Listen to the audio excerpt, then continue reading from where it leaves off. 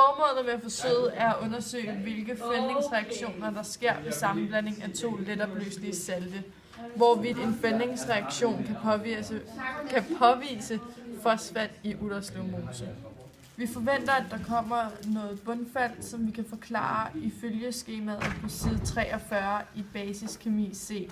Vi forventer også, at vi får påvist fosfat i Utterslev Mose via en fældningsreaktion med sylnitrat. Det vi startede med var at tage en prøve fra Utterslev Mose, og derefter så fyldte vi vores brøndplade, som er beskrevet i vores forsøgsark, og det gjorde vi så ved at bruge nogle få dråber fra hvert opløsning, og så noterede vi, hvilke reaktioner vi fik, om vi fik en kombination af tungt opløseligt, eller om vi fik en kombination af let opløseligt. Jeg er klar. Okay, vi startede med vi havde en ionforbindelse, der hed AG. Hvorfor er den det? Det er fordi, at der er mange, der ligger sammen. 3 AK, som bestod af AG, den simple ion AG+, som hedder sølv 1-ion, og den sammensatte ion NO3-, som hedder nitrat. Ionforbindelsen er letopløselig i vand og hedder sølvnitrat. Derudover havde vi en ionforbindelse, som hed Na3 P4, som indeholder den simple ion Na+, som hedder natriumion, og PO4, som er en sammensat ion, og hedder fosfat. Ionforbindelsen er letopløselig i vand og hedder natriumfosfat. Sammenblanding af en opløsning af sølvnitrat og natriumfosfat sker der følgende fældningsreaktion, og det var dem, jeg viste lige før.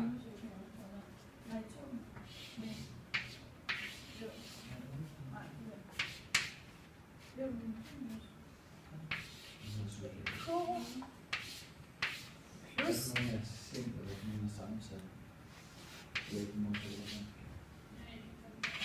Jeg kan simpelthen ikke høre det.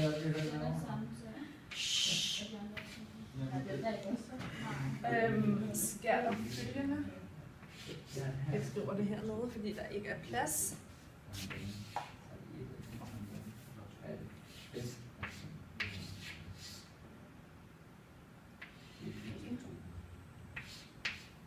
AG plus. Nej, det skal jeg ikke skrive. Jeg behøver ikke at skrive ladningen. AG. 3.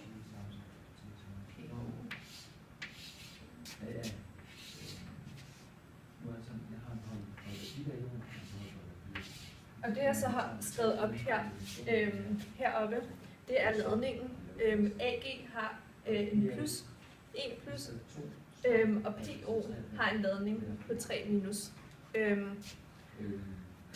Og derfor har jeg skrevet 3 her, sådan så at den her sammenblanding, eller den her fældningsreaktion, er neutral.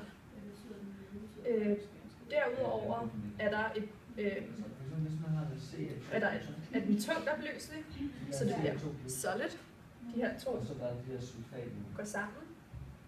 Hvad står der så? Ja.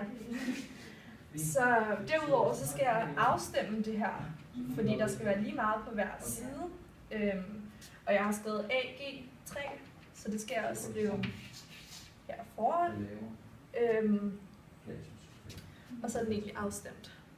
Og det er tungt opløseligt, så det bliver solid. Fast. I det næste forsøg har vi ionforbindelsen AgNO3.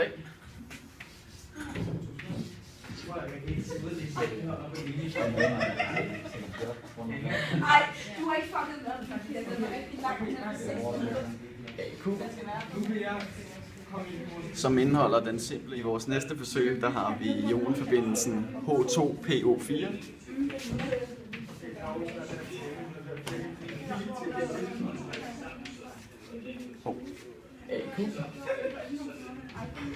Dr. Frans. Som indeholder den simple ion H. O'et skal være lige så stort som P'et. Hvad? O'et skal være lige så stort som P'et. Nå. Ja. Og det indeholder den simple ion H+, hydron, og den sammensatte ion PO4 3- med fosfat. Ionforbindelsen er letopløselig i vand og hedder dihydrogenfosfat. Og hvad? Og kommer fra Utterslev Mose. Kommer fra Utterslev Mose. Ved de to ionforbindelser, som jeg viste før, sker der følgende fældningsreaktion, fordi de ioner er tungtopløselige med hinanden og danner et fast stof. Men for at de kan danne et fast stof, så skal det være lige på begge sider. Og her har vi 3- som ladning, og her har vi plus. Men for at det skal blive lige, så bliver vi nødt til at få 3 Ag.